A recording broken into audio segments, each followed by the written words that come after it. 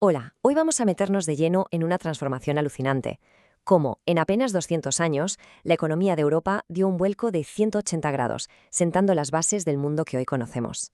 Y para empezar, vamos directos al grano con la pregunta clave, la que va a guiar todo este análisis. ¿Qué demonios pasó para que el centro del poder económico se moviera de una forma tan bestia, del Mediterráneo al Mar del Norte? Ese es el gran misterio que vamos a resolver hoy. Y todo, absolutamente todo, empieza con el motor más básico que existe, la gente. Después de un siglo bastante gris, la población europea de repente se duplicó. Este crecimiento masivo puso una presión tremenda sobre todos los recursos y sistemas de la época. Básicamente obligó al continente a elegir: o te adaptas o te quedas atrás. Empezamos con la primera parte de esta historia, la segunda gran expansión. Fue, literalmente, como si un continente entero despertara de un largo letargo.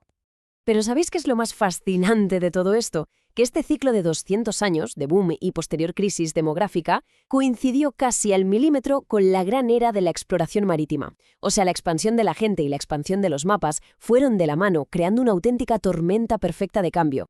Vamos con la segunda parte. La vieja guardia falla. Aquí es donde vemos cómo los gigantes económicos del Mediterráneo empezaron a hacer aguas. A ver, situémonos.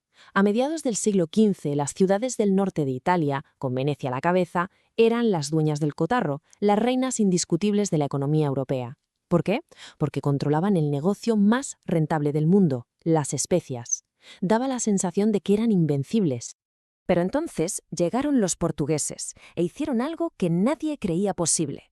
Gracias a sus avances en navegación, abrieron una ruta marítima directa a la India, bordeando África. Esto reventó por completo el monopolio veneciano. De la noche a la mañana, el Atlántico se convirtió en la nueva autopista del comercio mundial. Claro, con este panorama, España y Portugal se convirtieron en las primeras superpotencias globales. Lisboa le quitó el puesto a Venecia y la plata que llegaba de América financiaba a los reyes más poderosos de Europa. Pero, y aquí está el quid de la cuestión, como bien dice esta cita, su momento de gloria fue, espectacularmente breve. Y aquí tenemos la gran lección de su caída. ¿De qué sirve tener todo el oro y la plata del mundo si no lo inviertes bien? Sin instituciones económicas fuertes y sin una inversión inteligente, todo ese dineral se esfumó en guerras sin fin y en políticas que básicamente frenaron en seco la innovación. Para mediados del siglo XVII, su estrella ya se había apagado. Tercera parte. Y claro, mientras unos caen, otros se levantan. Mientras las potencias ibéricas se desinflaban, el centro de gravedad económico de Europa se movió, y de forma muy clara, hacia el norte. Es que el dominio holandés en el mar era una cosa de locos. Su flota mercante no es que fuera grande, es que era más grande que las de todos sus competidores juntos. Esto les dio un control casi total del transporte marítimo por toda Europa, desde el Báltico hasta el Mediterráneo.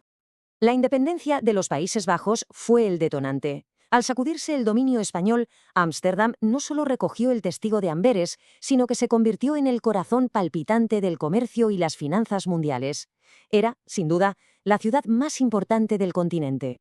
Mientras tanto, en Inglaterra estaba pasando algo fundamental. Fue una transformación en toda regla. Pasaron de ser, digamos, un simple proveedor de materias primas como la lana, a convertirse en un país que fabricaba y exportaba productos terminados. Esto, junto a una agricultura cada vez más enfocada al mercado, puso las bases de su futuro poderío. Venga, cuarta parte. Vamos a bucear un poco más hondo. ¿Qué había detrás de todo este cambio a nivel continental? ¿Cuáles fueron esas fuerzas ocultas? Pues como decíamos, el boom de población tuvo su lado oscuro. La producción de comida sencillamente no daba para más. Esto provocó que muchísima gente se fuera del campo a las ciudades. Y estas ciudades, que no estaban preparadas para absorber a tanta gente, vieron cómo crecía una enorme masa de trabajadores pobres y sin cualificación. Y por si esa presión social fuera poca, a esto se le sumó un shock económico como no se había visto nunca. Un auténtico diluvio de metales preciosos, sobre todo plata, de las minas de México y Perú, que empezó a inundar Europa a través de España. Para que nos hagamos una idea de lo que estamos hablando, en solo 100 años, la cantidad de plata que había en Europa se multiplicó por 3, como mínimo. Hay que imaginar el impacto de inyectar tanto dinero de golpe en la economía. A este fenómeno, los historiadores lo llaman la revolución de los precios. Y es justo lo que parece, una inflación galopante y sostenida. Con tanto dinero nuevo persiguiendo más o menos los mismos bienes, los precios se dispararon, llegando a ser hasta 4 veces más altos que a principios de siglo. Y claro, ¿quién paga el pato? Pues la gente de a pie. La consecuencia fue brutal. una caída en picado de su poder adquisitivo.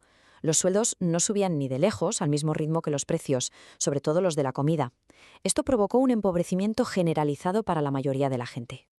Pero no solo se movía el dinero, la era de la exploración provocó el mayor intercambio biológico de la historia, el famoso intercambio colombino. Productos como la patata o el maíz revolucionaron la dieta en Europa, mientras que el trigo o los caballos y, por desgracia, enfermedades para las que no había defensas, cambiaron por completo las Américas. Y por supuesto, nada de esto habría sido posible sin ciertas tecnologías clave. Hablamos de barcos mucho más eficientes como el Fluid holandés, que estaba diseñado para llevar la máxima carga posible, del poder decisivo de las armas de fuego en las conquistas y, como no, de la imprenta, que lo cambió todo en la difusión de ideas. Vale, llegamos a la quinta y última parte, un mundo rehecho. Después de 2 siglos de cambios de vértigo, ¿cuál es la foto final de la economía europea? El contraste es radical.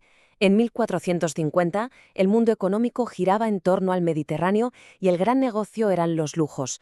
200 años después, en 1650, el centro neurálgico es el Atlántico Norte, y lo que mueve el dinero son productos a granel, de primera necesidad. Acababa de nacer una economía global de verdad. Toda esta transformación, claro, sentó las bases del mundo moderno que conocemos, pero nos deja con una pregunta final, y es una pregunta importante. ¿Hasta qué punto las estructuras de poder, las rutas comerciales y las desigualdades que se forjaron en esa época siguen de alguna manera con nosotros hoy?